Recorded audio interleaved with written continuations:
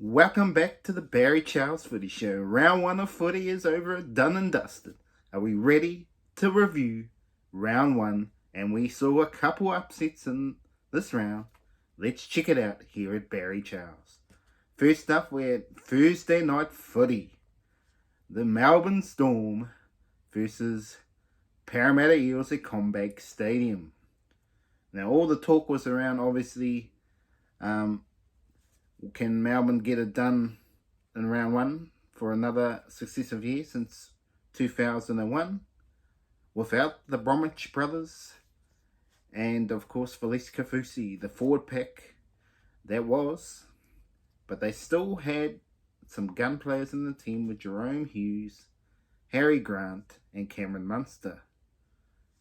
Versus the Parramatta Eels, who also have a few injury concerns with no Sean Lane and Ryan Madison out suspended. Who was going to, and the loss of Reid Mahoney, who was going to deliver?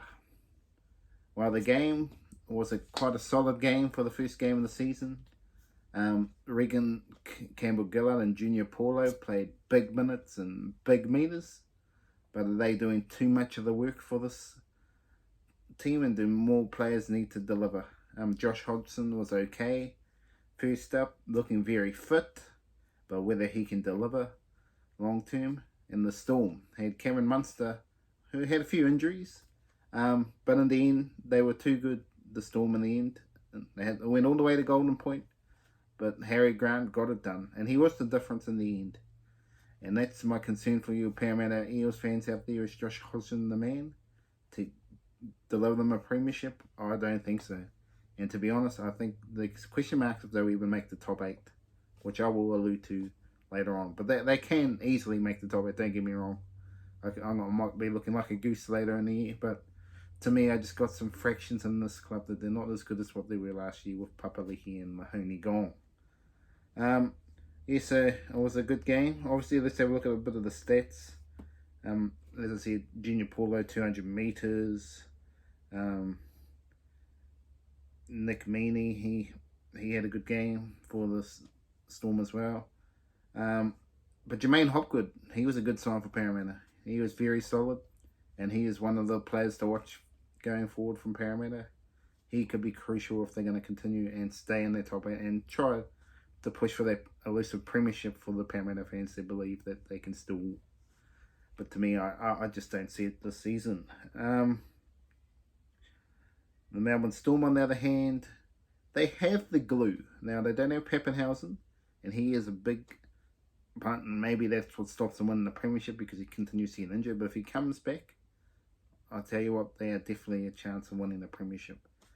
But I think without him, they can't win it. But I still think Melbourne Storm is still going to be a top 8 team, regardless of losing all these players. The way they play for each other. That was good. Let's have a look at the second game here on Friday night footy. The mighty Vodafone Warriors. They are going to win the premiership. Everyone's laughing at me right now. But I thought it was much more resilient Warriors in round one. And that was what we'd like to see. When they had to defend, they defended. And it was big defense from Adam Pompey to save their try with Kossi, who got 2 try savers in the game. Outstanding from Kossi in as well. Kalen Ponga held up over the line by a great tackle from Nickel Klokstad. That's what the Warriors need. They had someone like Roger Tuafasa-Sheck that did that, but with Nickel Klokstad doing the same thing and some of the other players being a bit more resilient, that's a very good sign for you Warriors fans. But to be fair, they only played the Newcastle Knights, and people were saying the Newcastle Knights are going to make the top 8. I don't think so. I really think they're a rubbish team this season, the Knights. I really think so. I'll be stunned if Adam O'Brien lasts the season. Kalen Ponga, to me, is not a number 6. He's a fullback.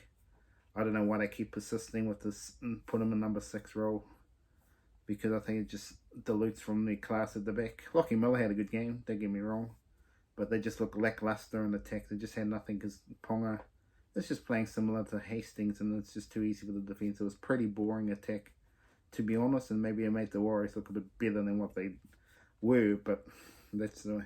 But for the Warriors, for you Warriors fans out there, celebrate. We were number 1 for a little while, but we dropped down to 5th. but we got a bigger test against the Roosters coming up. But the Warriors, for me, the signs are there. Obviously, having that forward pack. Nia Corey was a little disappointing, to be honest. He was probably the most disappointing player of the weekend, just about. He gave away a few penalties. He was a little disappointing. But Jackson Ford was outstanding. He was very outstanding. So that's something the Warriors fans are celebrating. Jackson Ford as well. I thought the bench, even though they didn't play much minutes, Bunty Afoa and Tom Hale, when they came on, did their job, going up the middle and having Whanua Blake there. It's good signs, the forward pack. But obviously the big question mark for all the Warriors fans out there is what the hell's happening, Shaun Johnson? Absolutely not good enough play, kicking out on the full, kicking it dead. If they play like that against the Roosters in the kicking game, they'll lose. Tamati Martin, he was fairly quiet, so I don't know, I'm not sure what they're going to do there. He needs to be a bit more involved. But yeah, there was clear signs that Shaun Johnson was a dominant player. But I'm not sure if that's what the role they need. Is Luton Metcalf the answer? I'm not sure. Let's get to the next game of Friday Night Football. And this was the first upset of the week. The Penrith Panthers going down. I mean going down. Going down in another thriller game against the Broncos. They were never really in this game, to be honest. Even though the game was fairly close most of the way, they never looked likely. And obviously the loss of Api Coruscant and Viliami Kikau is coming to light. And that is the worry for you Panthers fans.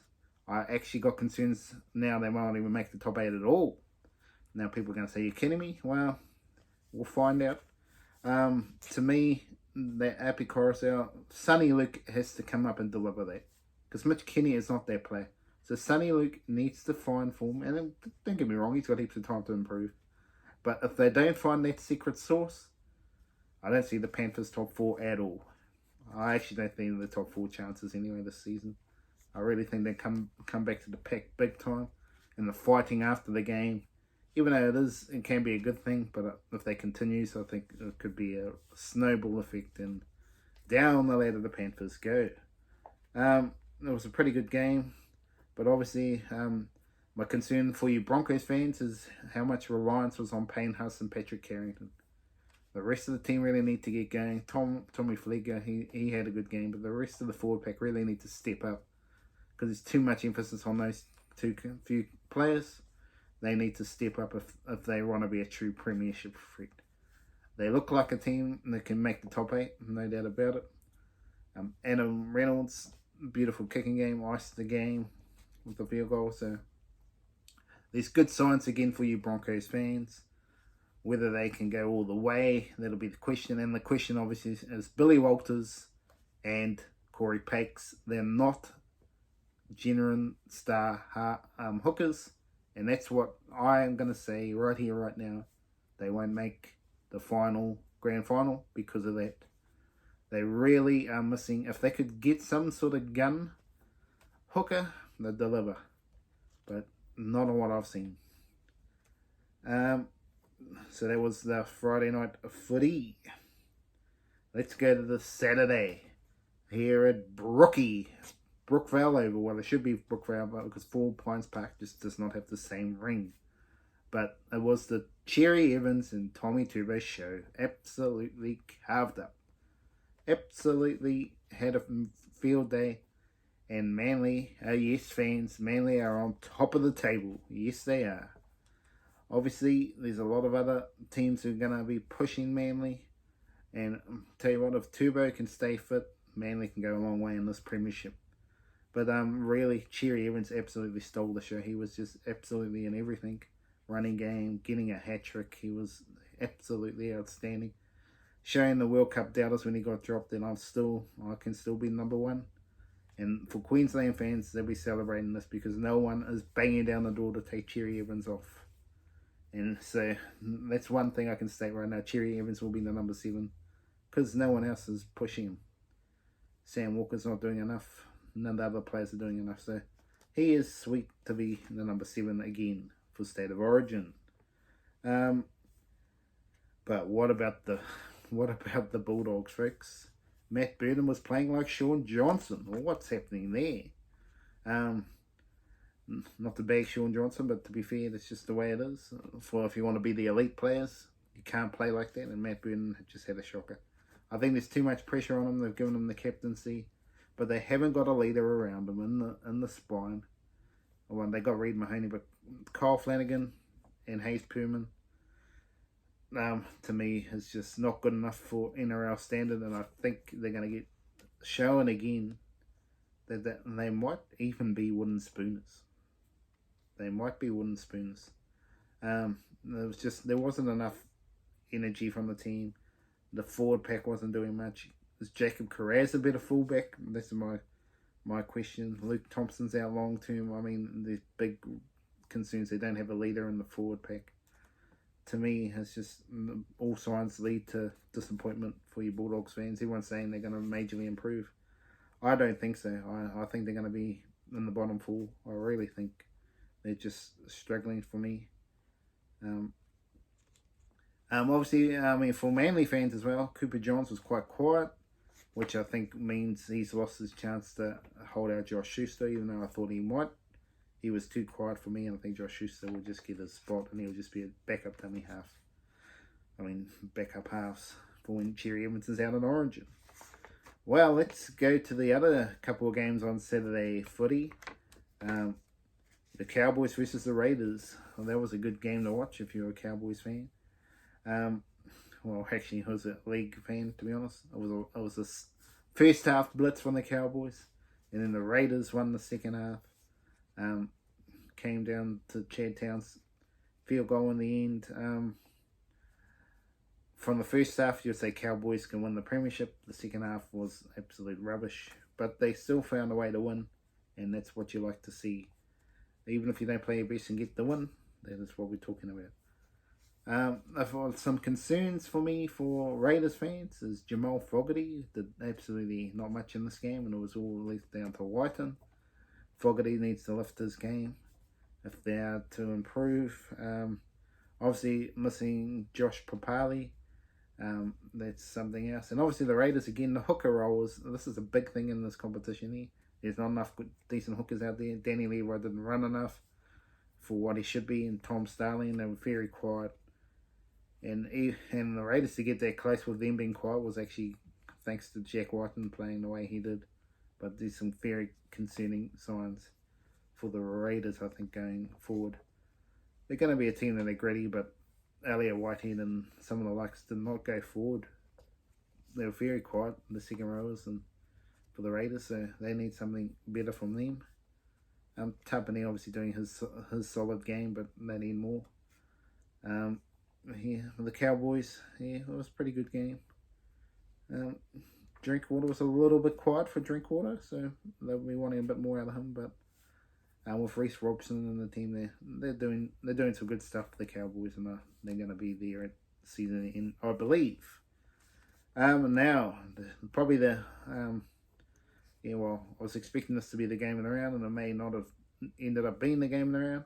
But the Sharks and the Rabbitohs, the final game, they ended up being Rabbitohs 27-18. The Lachlan Ilias show. Well, he has his silenced the critics and saying that who Adam Reynolds who. Well, that's for you to decide. But yeah, they're looking like a team that are going to be there and about to come finals time. Latrell Mitchell's goal kicking. Did you see that coming? Can he continue that all season? To me, from a team performance, it was a well-rounded, balanced performance. Damien Cook playing his general game. Can he play more consistent footy all year? That's what the Rabbitohs are wanting, because I'll tell you what, if he does, they are absolutely one of the premiership title threats. But he has often gone wandering sometimes in the seasons. They need him to play good every week. And without Walker firing, and they still able to win quite convincingly, to me is good signs for the Rabbitohs. The only question for the Rabbitohs fans is that they got a lack of depth, so that's something you've got to worry about, you Rabbitohs fans out there. The Sharkies, they went well without Nico Howard, they really did.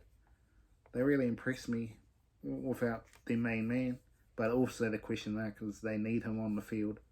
And if he's not on the field, they can't win the premiership. He's one of those, they need him on the field if they want to win the premiership this year. So it'll be interesting to see how he goes. Hopefully he's dealing with his family issues at home, and he's going to be ready to hit the ground running when he returns to the footy. Yes. Obviously, now the final 2 games of the round, the upset of the century, some people would say here. The Dolphins got it done. Absolutely, Wayne Bennett landed a masterstroke against the heavyweights of the competition, the Roosters. 28-18 at Suncorp Stadium. While Hamiso Tabuai-Fidow will go down in history as the first try scorer for the Dolphins in the NRL. Outstanding. Mark Nichols had one of the best games I've ever seen him play. 177 metres. It was outstanding from him. Conley Lameu, a good game. 100 metres, scoring a try. He had a great game. Katoa was solid in his first game with Sean O'Sullivan. They complemented each other well. And icing the game was Jermaine Osaka getting a double. For the Roosters, losing this game, question marks on why was Stu Hutchinson put in the centre. I'm not sure why that was the case, but anyway. Obviously missing Jared Rory, Hargraves and Angus Crichton. The forward pack lacked a little bit of punch. Lindsay Collins and Matt Lodge were solid, but the rest of the pack were not to be seen. And what was happening with Victor Radley? Not enough out of him. It was disappointing. And Jerry Manu, obviously they were missing Jerry Manu as well, but it's still very concerning for you fans out there who Roosters on paper should win this premiership. Whether or not they do, who knows? Yes. So if you're looking at these 2 teams going forward, the Dolphins, I think they're going to be competitive this season, but I still don't see them making a dent at the top 8. But if Fidow can continue, Hamiso Tabuai-Fidow can continue to improve, you look at. But for you Roosters fans, very concerning to me. They're just, I don't know, they could work together, but they're too many individuals and not enough teamwork. In the final game of footy, the Tigers and the Titans, it was a pretty good game of footy. But really, the Tigers, on all the possession they had to lose this game, is just the same old Tigers again. Obviously, question marks over Luke Brooks. Didn't do much kicking. Maybe because of injury more than anything else. But his running game was back to somewhere near his best. But look at the statistics here. You had guys running for 200 metres. You had Clemmer doing big meters. Luke Brooks both at 190. Palihi 160. Brent Naden and Dane Laurie over 200. And they lost the game. That's concerning to me. They need John Bateman. They need his experience out there shortly. Again, it's a little bit of a similar thing here. And obviously Coruscant, what's doing there? He was quiet as a mouse. They need a lot more out of Coruscant if they want to be a top 8 threat. But the lot to like about the Titans' performance, very clinical. Tanner Boyd was absolutely outstanding. You didn't even know that Kieran Foran was playing. So that's good to know. And that Kieran Foran didn't have to do much. He didn't have to direct it. So that was good to see for you Titans fans. And it was a good, well-rounded performance. And the forward pack just carved up here. Futuaka, they really put on a clinic here. David Fafita, 200 metres is barnstorming best. Can he continue that? Time will tell. Anyway, just to wrap up this video, I thought I'd give you my top 8 predictions here. I've sort of been tossing and turning a lot around who should be where, where everyone should end up. But anyway, let's have a look at my thing. I've ended up going with South Sydney to be the premiers. I think Cowboys are number 2 for me to finish the season. I think Manly are going to be in the top 3, and I think the Roosters can hold on to 4th. I had them at top before, but I just not convinced. I think the Melbourne Storm will be there again, so they're my 5th. Then you got the Sharkies in 6th, the Broncos 7, and my Bolter, the Warriors at 8. I think that's a bit biased, to be honest. Hey, so what did they say to you? Where's Penrith? Well, I've got concerns they'll even make the top 8, but they can easily make the top 8. Titans could be a bolter for the top 8. I haven't got them in, but they definitely could be a bolter. Tigers and then Parramatta. So Parramatta, the 2 grand finals are making the finals. That's my prediction. We'll see. And then you got Canberra Raiders. After that, Dolphins 14 for me. 15 the Knights. They could even come lower. Dragons and the wooden spoon for me is the Bulldogs. And everyone's saying they're going to win it. Well, I hope you enjoyed the video here at Barry Charles Footy Show. Remember to like and subscribe to the channel. And we will see you at the next video, the preview of round 2.